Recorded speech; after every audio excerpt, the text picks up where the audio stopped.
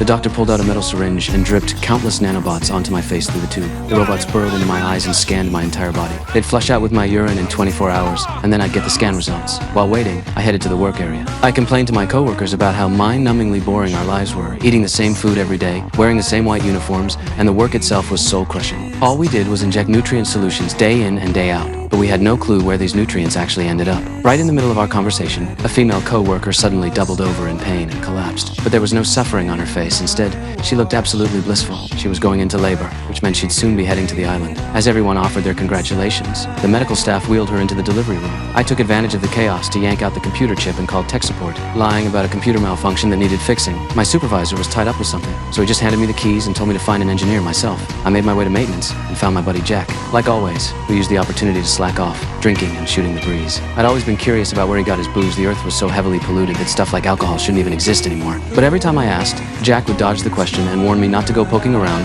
and never to tell anyone about our drinking or it'd cause trouble. Jack hurried off, left standing there not knowing what to do.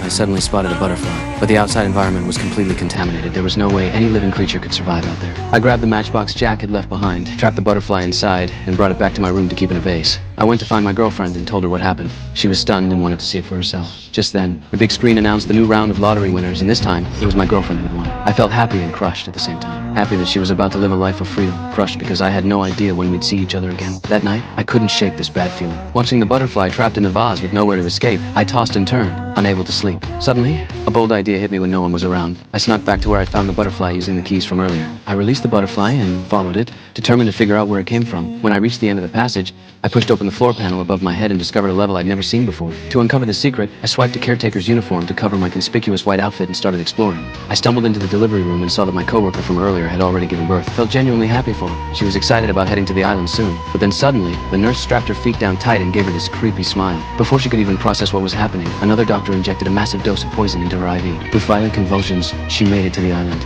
I couldn't believe what I was seeing. The so-called last pure sanctuary on Earth was actually a death trap. The nurse carried the baby into another room. I was shocked to discover that the woman inside looked exactly like my coworker who just died. Meanwhile, another colleague who won the lottery earlier was strapped to an operating table, about to have his organs harvested. He suddenly woke from unconsciousness and struggled to escape the operating room, but he ended up getting shot in the leg by a guard and was dragged back into the operating room like livestock. I hid nearby, barely daring to breathe, but a guard still spotted me. Thankfully, I was wearing the caretaker's uniform, so I didn't blow my cover. I couldn't waste any time. I had to get word to my girlfriend who won the lottery. But as the supervisor reviewed the security footage, he spotted my ID bracelet. Realizing someone had escaped, he immediately ordered all his men to hunt me down. I found my girlfriend, and without a word, grabbed her hand and ran. Once we reached a safe spot, told her everything I'd seen and heard, but she couldn't accept it at all. She'd finally won the lottery, and this was the outcome? I gave up trying to explain and just forcibly dragged her along as we fled. The guard spotted us on the surveillance cameras and immediately launched a manhunt. To keep us from getting out, the supervisor was willing to shoot us dead on the spot. Fortunately, we managed to dodge and got through the iron door leading to maintenance. As we passed through a ventilation shaft, the